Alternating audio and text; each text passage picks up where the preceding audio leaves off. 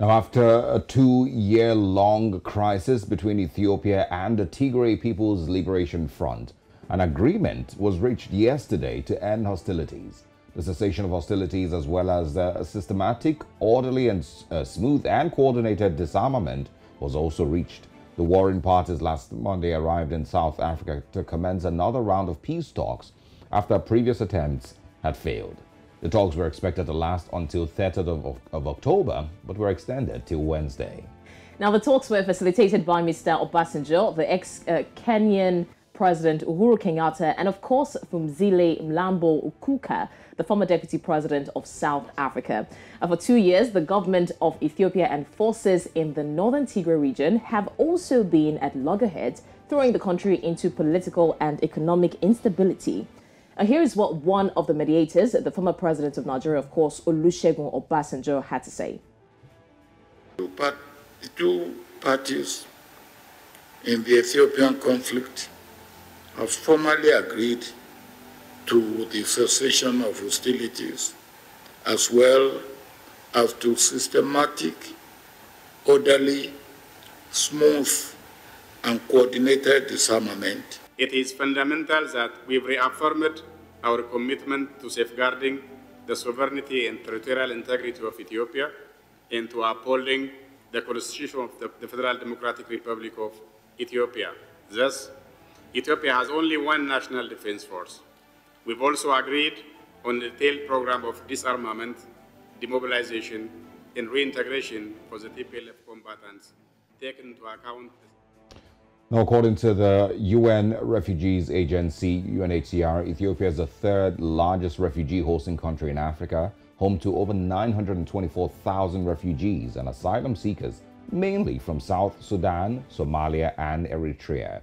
The ongoing conflict has killed thousands and internally displaced millions of Ethiopians. An estimated 59,000 people fled Ethiopia to find refuge in eastern Sudan.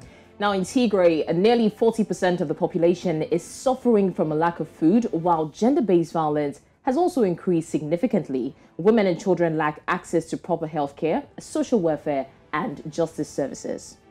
All right.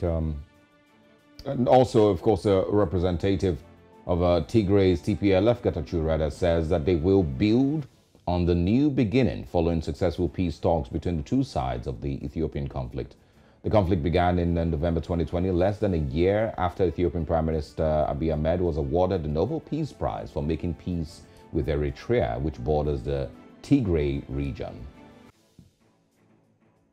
And we have to build on that new beginning. As far as both parties are concerned, we have made painful concessions because addressing the pains of our people is far more important than the kinds of concessions we have made.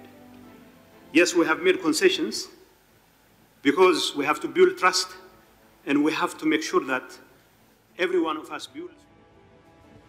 Well, to put things in proper context and just give you a brief history, the Tigray forces originally began in the 1970s. They were a large part of the people who fought against the Marxist military dictatorship in Ethiopia back then in 1970. They eventually won and then held on to power for about 37 years. I think one of their leaders was their prime minister then, Meles Zenawi. He held on to power, and they, of course, were mostly in charge of the Ethiopia for the last almost 30 years. On the outside, of course, Ethiopia continued to grow, economically and generally. But on the inside, there was a lot of violence against opposition figures and whatnot. Eventually, Meles Zenawi passed on in 2012, and the TPLF's grip on power started to fade. Abiy Ahmed came into power in 2018, and one of the first things that he tried to do, he was initially a minister at the TPLF, or of the Tigrayan region, rather.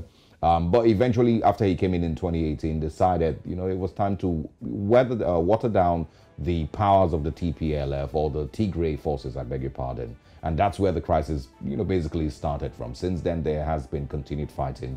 2020 till date, the fighting has continued. Thousands have died and millions have been displaced. And of course, this, I would say is victory. And of course, thanks to presidents like a former Nigerian president, Olusegun Obasanjo, who was one of the lead mediators that got that achieved yesterday.